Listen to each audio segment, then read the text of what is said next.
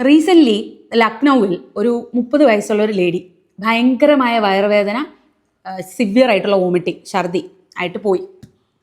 Doctors എല്ലാ ഡിപ്പാർട്ട്മെൻറ്റുകാരും എല്ലാ രീതിയിലും പരിശോധിച്ചിട്ടും അവർക്ക് എന്താണ് കാരണമെന്ന് മനസ്സിലായില്ല. അവസാനം MRI എടുത്തു. MRI എടുത്തപ്പോൾ കണ്ടുപിടിച്ചത് എന്താണ്? അവർക്ക് ലിവറിൽ പ്രഗ്നൻസിയാണ്. ഇപ്പോൾ റീസെൻ്റ്ലി ഒരു 4-5 months ബാക്ക് നമ്മുടെ ഇന്ത്യയിൽ നടന്നൊരു സംഭവത്തിൻ്റെ കാര്യമാണ് പറയുന്നത്. ലിവറിൽ പ്രഗ്നൻസി എന്ന് പറഞ്ഞാലും പോരാ, അത് സ്റ്റാർട്ടിംഗ് അല്ല, ഏകദേശം 3 മാസം വളർച്ചയുള്ള ഭ്രൂണമാണ് അവരുടെ ലിവറിനുള്ളിൽ ഉണ്ടായിരുന്നത്. സോ പലരും നമ്മൾ പറയുമ്പോൾ, ഇപ്പോൾ എൻ്റെ OPയിൽ വരുന്ന ഫസ്റ്റ് പ്രഗ്നൻസി ടെസ്റ്റ് പോസിറ്റീവ് എന്ന് പറയുന്ന ആൾക്കാരുടെ അടുത്ത് ഞാൻ പറയും, ഓക്കെ സ്കാൻ നോക്കട്ടെ, പ്രഗ്നൻസി ഉള്ളിലുണ്ടോ നോക്കട്ടെ എന്ന് പറയുമ്പോൾ ആദ്യം അവർ തിരിച്ചു ചോദിക്കുന്നത്, അതിന് പ്രഗ്നൻസി ടെസ്റ്റ് ചെയ്ത് പോസിറ്റീവ് ആണല്ലോ, പിന്നെ എന്തിനാണ് നിങ്ങൾ വീണ്ടും നോക്കണത്, ഉടനെ ഇപ്പോഴേ സ്കാൻ ചെയ്യണോ?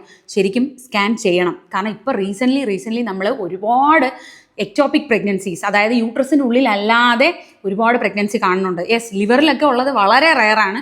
ഒരു 3-4 കേസുകളെ റിപ്പോർട്ട് ചെയ്യപ്പെടുന്നുള്ളൂ. പക്ഷേ ട്യൂബിലുണ്ടാകുന്ന പ്രഗ്നൻസി, ഒവറിൽ ഉണ്ടാകുന്ന പ്രഗ്നൻസി, സെർവിക്സിൽ അതായത് യൂട്രസിൻ്റെ താഴ്ഭാഗത്തുണ്ടാകുന്ന പ്രഗ്നൻസി, അങ്ങനെ ഒരുപാട് പ്രശ്നങ്ങൾ, ഒരുപാട് എക്ടോപിക് പ്രഗ്നൻസീസ് ഇപ്പോൾ റീസെൻ്റ്ലി നമ്മൾ ഡയഗ്നോസ് ചെയ്യുന്നുണ്ട്. ഇതെല്ലാം എമർജൻസി ആയി പോകാത്തത് എന്തുകൊണ്ടാണ്? നമ്മൾ അത്രയും പെട്ടെന്ന് സ്കാൻ ചെയ്ത് ഇതെല്ലാം കണ്ടുപിടിക്കുന്നതുകൊണ്ടാണ്.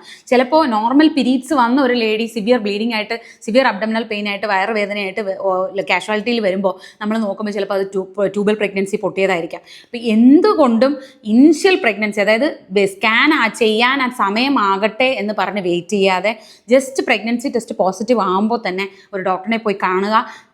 യൂട്രസിനുള്ളിലാണ് പ്രഗ്നൻസി എന്ന് ഉറപ്പുവരുത്തുക.